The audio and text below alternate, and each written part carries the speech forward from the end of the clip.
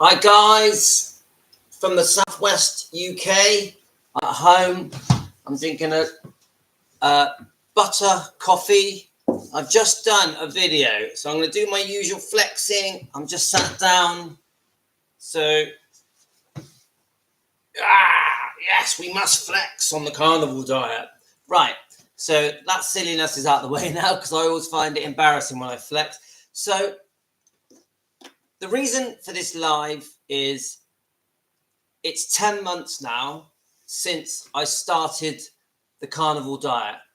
Now, you've heard my story before, all of you have, but I'm going to go through it for the new people that may watch my channel and existing subscribers. So let's talk about how things were. So first of all, I'm 56 years old. I'm 57 on the 10th of July. I was born in 1967. So I do get a lot of messages that there's no way that I'm 56, which I take as a compliment, but I am 56. And I was born in my hometown, Weston-super-Mare, in southwest UK near Bristol. I'm a twin. There's actually two of us. And I remember growing up through the 70s and 80s and 90s and loved it. I'm a very lucky man. And I have a much younger wife than me. She's only 41. So this is also part of my motivation to try and stay slim, try and stay strong and healthy. And I have 6 lovely children. So I want to be around for my kids when they're getting older. So when I'm in my 70s and 80s, I still want to be in good shape and be able to run down the road and be able to lift things up and play football with my kid. I don't want to be this unwell, decrepit person that is overweight in a wheelchair, that can't walk properly, that doesn't know how to run anymore, and is senile or has dementia because of my diet. So where I was 10 months ago, so basically last summer, I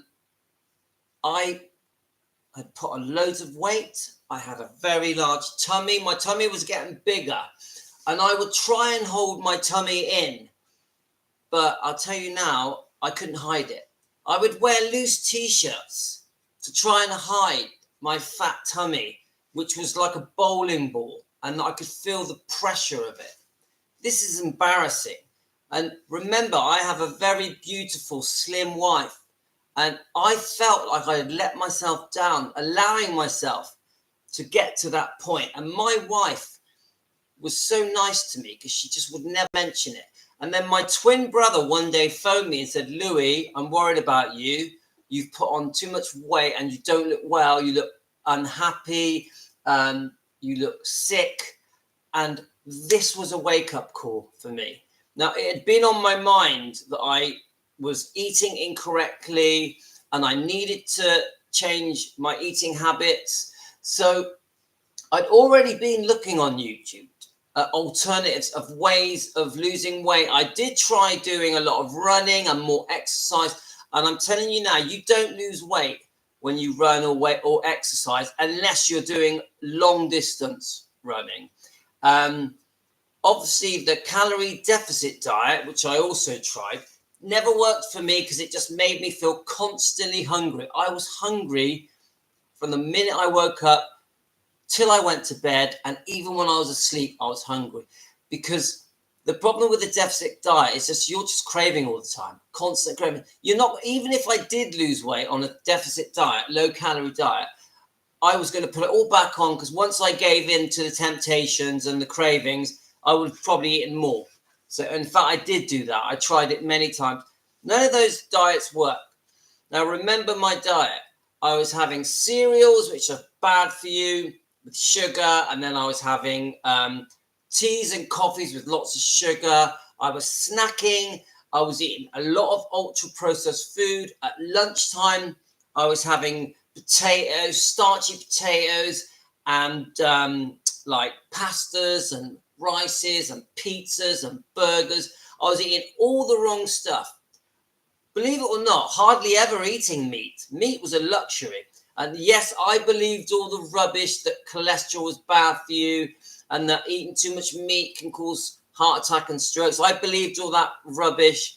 And I also thought if you were eating anything brown, so brown bread or brown rice or wheat pasta, whatever people call it, that it was better for me. Well, it's not. None of that is better for you. It's all bad for you. I didn't know that margarine was bad for me, so I had plenty of margarine on my toasties.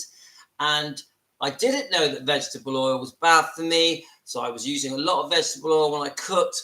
All of that had to go. So when I started looking on the YouTube channel, I bit by bit started learning about the carnivore diet, because there is a lot to take in. I know it's a very simple diet, but first of all, you see the obvious. So they're saying getting rid of all the ultra-processed foods and the sugars and the chocolates and the fizzy drinks and the alcohol. You see all that, and then you're supposed to come down to just meat, eggs and fish, fatty meat, just water. So that bit is very simple. But then my brain was different, because my brain was like, well, why does it work? And then my brain is, well, will I get ill if I eat too much meat, too much fatty meat? Because when you first start eating a lot of fat on your meat, you think, oh, this ain't right. This feels a bit sickly. You start going, oh, this is too greasy. Your brain goes into, no, the fat is really bad for you. Don't do it. And also, society has programmed us to automatically think that anything with fat on is bad for us. If you got like an oily, fatty piece of meat, or if you cook your bacon and the fat comes out of it, you automatically think, oh, dry the fat off the bacon, cut the fat off the meats, try to use as little fat as possible when you're cooking your eggs. And this is all wrong, because the fat in all these things, especially in your meats, is very good for you. Even cooking in butter is very good for you. And a lot of your energy, people don't realize this, you get a lot of energy from fat, I'm on about animal fat, not just sugar. And this is the thing where we're tricked, where our bodies, if we're eating the standard diet that the whole world, most of the world is eating, are basically trained to live off the energies coming in from sugar and carbs. And this is just wrong. We weren't ancestrally designed to completely live off sugar and carbs. We were actually designed to eat off fatty meat hundreds of thousands of years ago. This is how our bodies are made. And things have just changed where we, as a human species, move towards the sugar energy. And that is the big mistake here that is causing illnesses around the world. This is why there's so many unwell people, and not just with their guts like ulcerative colitis and IBS and IBD, but also with their achy bones and with dementia and with energy levels and with brain fog, where you just feel like confused and not clear-headed. And all of these bad foods that we're constantly eating that we're actually told are good for us are making us unwell. Believe it or not, I know many people find this hard to believe, but too much salad is bad for you, because vegetables have oxalates in that can cause serious inflammation and problems within your, not just your body, within your brain as well. And also sugar is so bad for you. People don't even realize just how bad sugar is. It doesn't matter what it's in. It could be in a piece of fruit. It's so bad for you that it again causes inflammation and obviously affects your blood sugar. So what I'm trying to say to you is that when you go back to basics and go back to the meat, eggs, fish, fatty meat, just water, some salt, some butter, your health starts to come back to you. And I found that my health started to improve within a few days. I was diagnosed pre-diabetic. My ulcerative colitis was seriously bad. I had very bad bleeding gums. My energy levels were so flat. I felt like a 90-year-old. So the first thing I noticed when I did transition over to the carnivore diet and I started to become fat adapted, and I looked this up, it's where your body is learning to live off the fats in your body. When that started to happen to me, my energy levels, Unbelievable. Unbelievable. Literally, you won't believe how great it feels until you do it.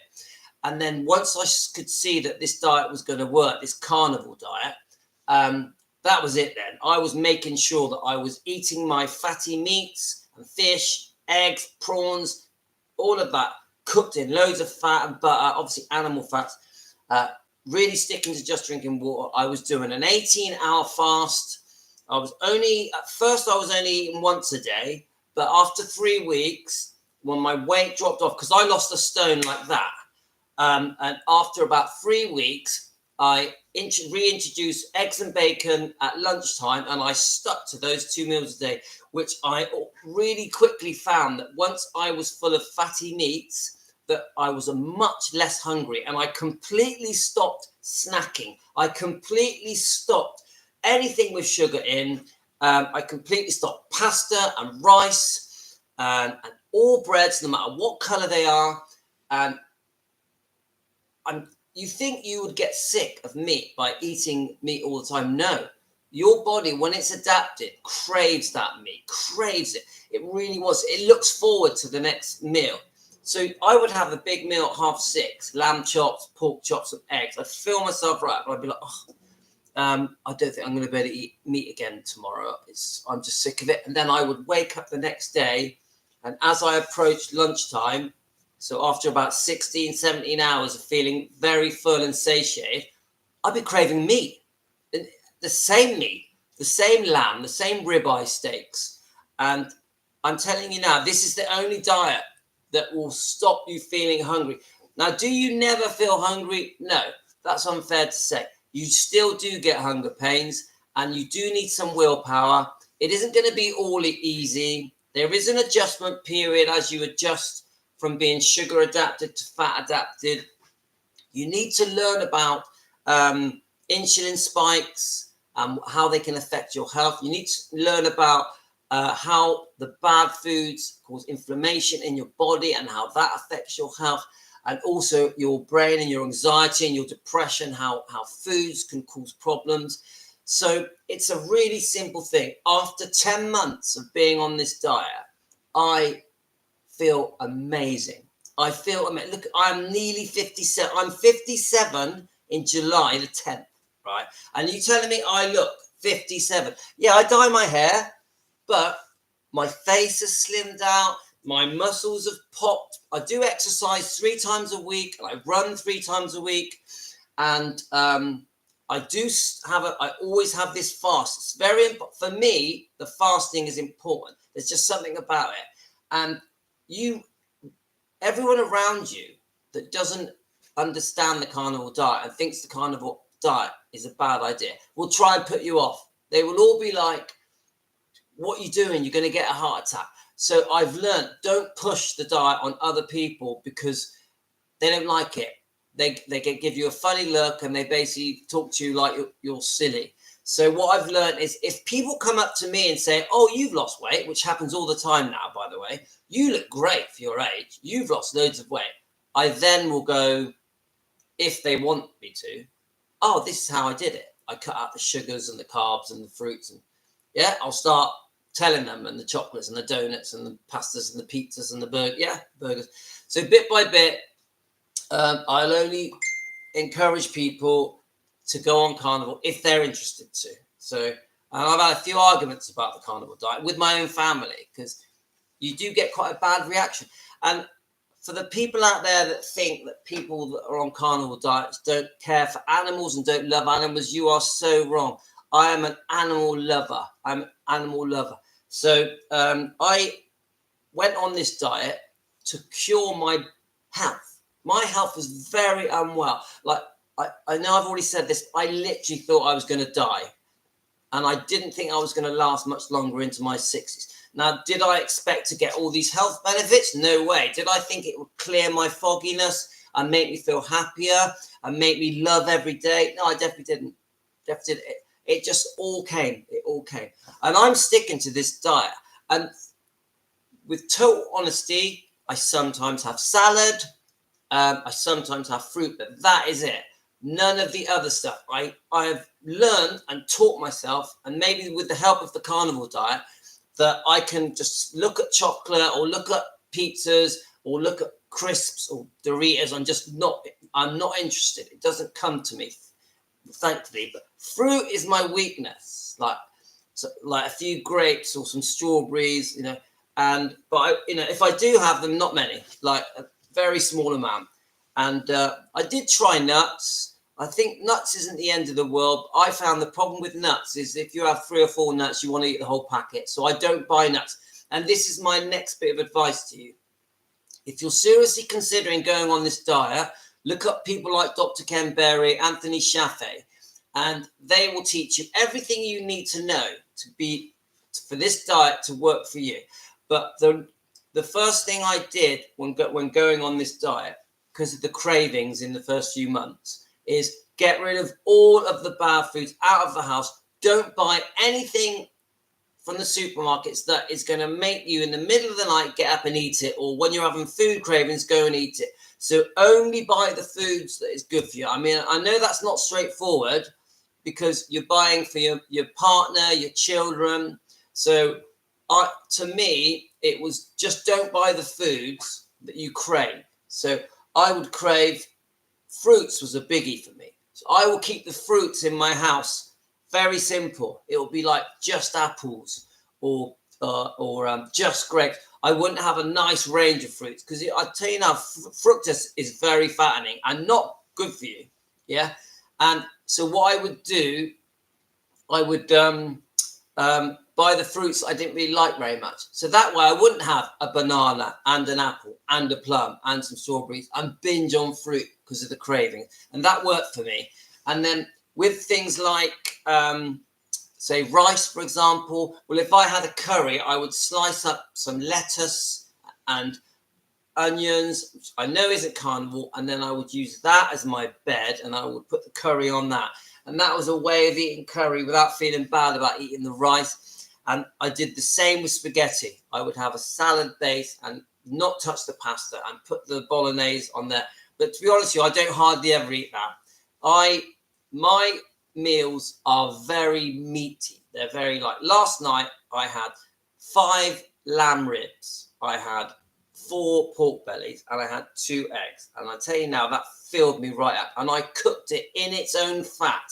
And if there's fat at the bottom of the tray, I pour it all over the meat. And I make sure that I have very fatty meat in me.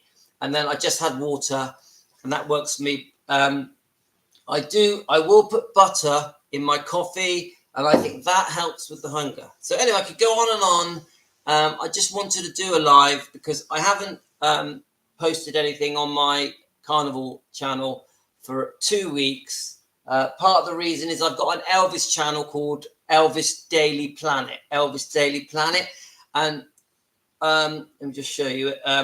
And that takes up all my time. It's a very busy channel, and I'm making videos on it, quite a few videos on it every day. Let me see if I can find it. And there we are. Look, I'm not trying to promote it. I'm just letting you know that I don't know if it can see it. The sun is, I don't think, here we go. The Sun is a really good channel. It's got over 20,000 subscribers, and that is my other hobby, making videos for that channel. And that, to be honest with you, takes up 4 or 5 hours of my day. I'm semi-retired, so I'm a landlord, so I've got enough time to concentrate on this diet, to concentrate on my Elvis channel, but also I have to look after the properties as well. So I'm busy, yeah? So this is how I see my future, that as you see me now, slim and fit with no belly and some muscles and my face looking slim, I'm going to look like this even in my 70s. You could look slim and healthy and feel fit and happy no matter what age you are, no matter how overweight you are out there, how unwell you are, whether or not you've got pre-diabetes or type 2 diabetes, whether you've got aches and pains in your joints, or whether you feel foggy in your mind, or if you've got ulcerative colitis or IBS, IBD, stomach problems, I'm telling you now, or even aches and pains in your back, if you go on the carnivore diet and you stick with it, you can regain your health. You can reverse almost everything. Please don't believe that if you've got type 2 diabetes or pre-diabetes, that's it. No, I'm telling you now, you can reverse it. And even if you're on medication because you're very unwell for diabetes, or there's so many different medications, like I know that there's many medications for people with stomach problems. I was on prednisone for my ulcerative colitis, which is basically steroids. If you stick with the carnivore diet, you'll find your health will recover and you won't need these medications. Obviously, always consult your doctor, but unfortunately, most doctors will say to you, cholesterol and eating too much meat is going to kill you and give you a heart attack, and they're wrong. Yeah, so you need a doctor that understands that cholesterol is actually very good for you, and your whole body needs cholesterol badly, and so it's not straightforward. So do your research. Spend hours and hours learning about how the body works, how the carnivore diet works, why it works. And bit by bit, you'll understand that the people on carnivore diet are not stupid. They've done their homework.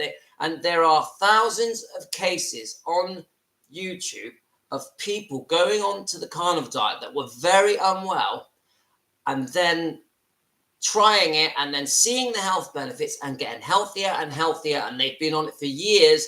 And they're promoting the diet because they're so pleased that it worked for them. They want the world to know that this diet is a massive cure for many things. And there are thousands of people saying it. They cannot all be wrong. You've got doctors and scientists, many doctors, many scientists, all saying that this diet works. So that's it, guys. Please do your research and try the diet, even if it's only for a week or a month, and just learn for yourself. See for yourself. Forget what I've said. Find out for yourself. Thanks, guys. I'm going to say goodbye to you. And sorry if I've waffled on too long. A lot of you that watch this will probably watch this when you wake up because you're all asleep at the moment. And good morning to you. Anyway, thanks a lot, guys. All the best.